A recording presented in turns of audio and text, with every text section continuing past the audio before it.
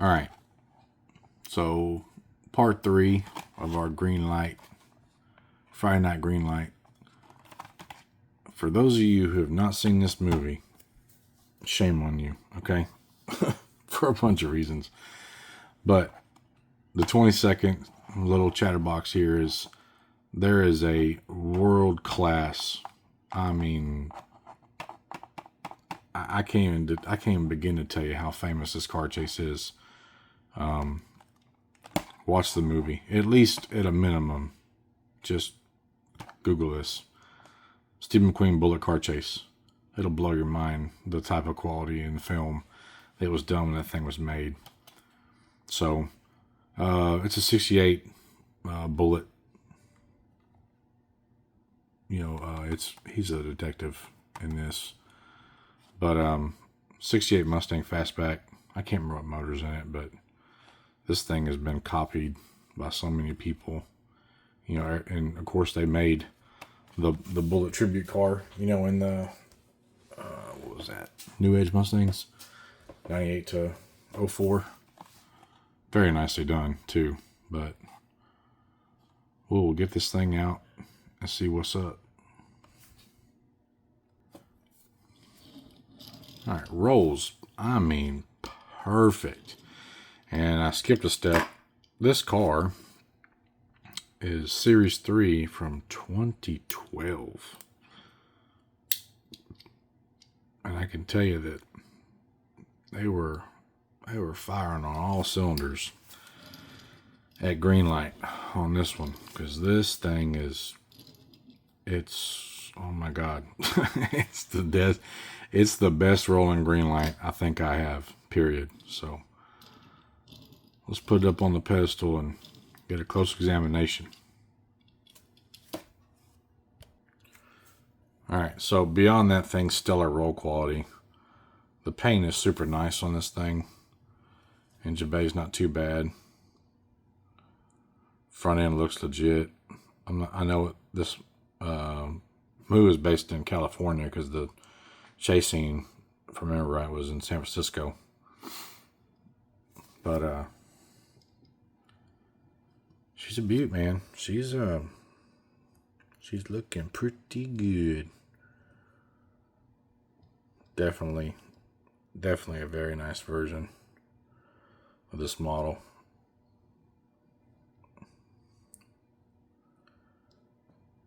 I would have never dreamed that this thing was that old of a casting release from Greenlight.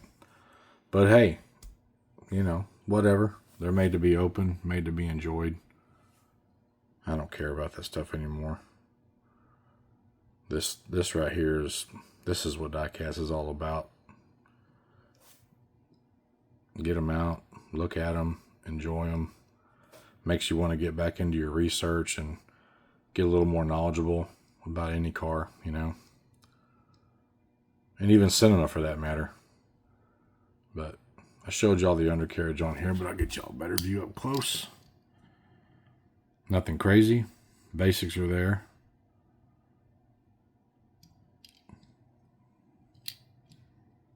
This is definitely one of my favorites from Greenlight that I own. This car is super nice.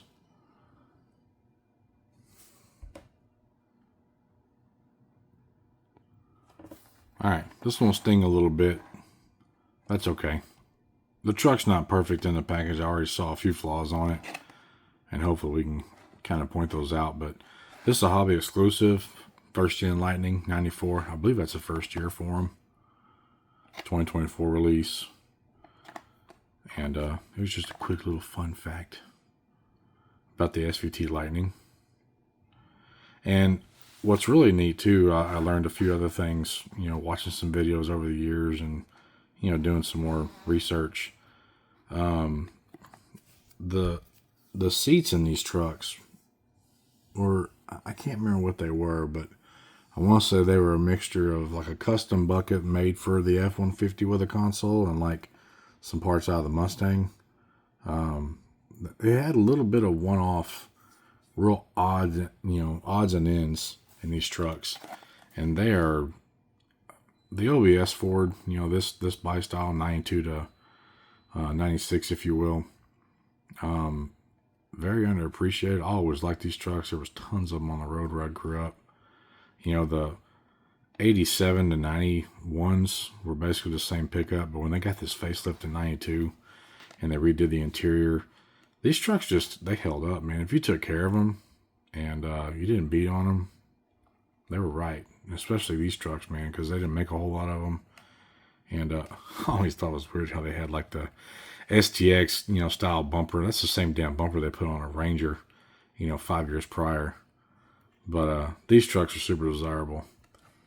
And it'd be nice to have this thing out to enjoy it, because I really like the Ford Lightning, first and second gen. So let's get this thing out and do a roll check on it before we put it up on the stand and go from there. Roll quality's alright, but it has a bed cover that comes off. Oh yeah, beautiful.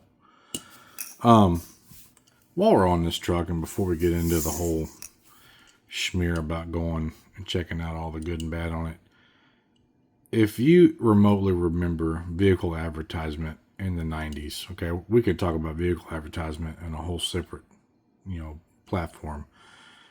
But the ads they had in the magazines for these trucks, they had these come out and they had like a night edition. And I remember the way they would stage these things and the way they would post them and display them, they were really, I mean, they were market driven ads. They would really catch your attention. The only other thing that would top that out of any other ad on any magazine I ever looked in, and mind you, I'm talking about car magazines, you know, four-wheel drive truck, hot rod, you know, you name it, hot rod, rod and custom, I mean, the Carcraft, Chevy High Performance, Peterson's Forward. I mean, any magazine that was on a shelf in any kind of store, I owned it, I read it. And the one other ad that really just I'll always remember was BF Goodrich was always on the first page you opened up. And what they would do is they would color match the background of the ad to the car. And obviously they have like BF GTAs or, you know, the radial TAs, or they have the BFG mud terrains or the BFG all terrains, or they have some other, what was the other one they made? Like a rugged trail. You know, that was a very, very memorable ad campaign style they did. And this was probably the second one that I remember, was the night edition trucks and the first gen Ford Lightning. So check those out. If you don't remember them, you're not old enough, or you just kind of, you know, lost the cheese off your cracker and just can't remember, check them out. It'll take you back. So let's get up close on this thing. This one's actually a lot better than expected. Get a better look here in just a minute. No open the hood on the Lightning, which is fine. This thing it's next to perfect, honestly. I was griping about the front headlight lenses, but man, this thing it's nice. Taillights look really good. They're painted. And it's probably better that they did that to get them more accurate, because white is going to show everything. The tires on these things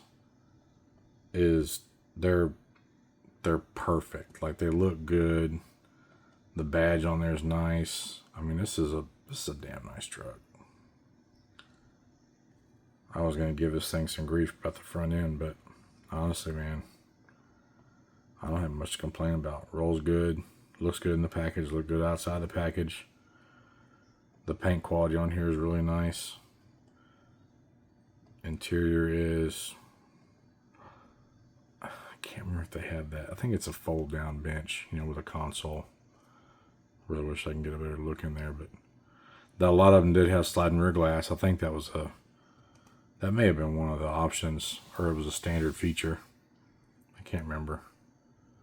But yeah, if you see this thing and you buy one, hopefully it's as good as this one, because you will not be disappointed. And little bed cover's pretty nice. I like these ones that you can take on and off. The only problem is if you move them around, there's a potential to lose them. But at least you have that option to cover it up and make it look slick. Very nice. All right, last one's going to be the BA van. And we'll go over there and free its soul here shortly. All right. They do make a chase to this thing. It's not a green machine, but I guess it's a version of a green machine. It's just not green. If you see the chase of this van, it is super fly, man. It's got like anodized blue wheels, and where the charcoal gray is up here on top, I think it's like a anodized blue, and down here is like a dark. It's very, very odd, but it looks so good. So BA's 83 GMC Vandura. This is basically like their version of the G10. I think the wheelbase is a little bit different. This is more like, I can't remember what inch length wheelbase this is. But she's a sweetie, man. She's got all the correct stuff on there. We will get this thing out, and I'm sure it'll be just as good as all the rest of them have been.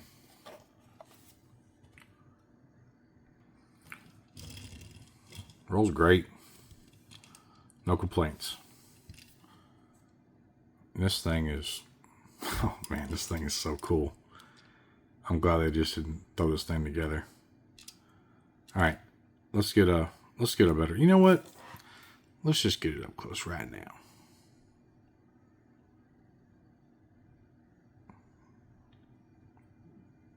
Yeah, this thing is cool, man. This is a good show for a lot of us to watch. And they nailed it, man. I mean, this looks just like Mr. TBA, you know. This is it.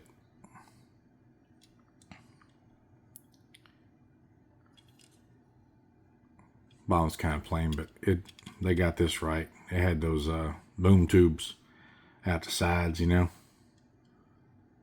This is a sweet ride.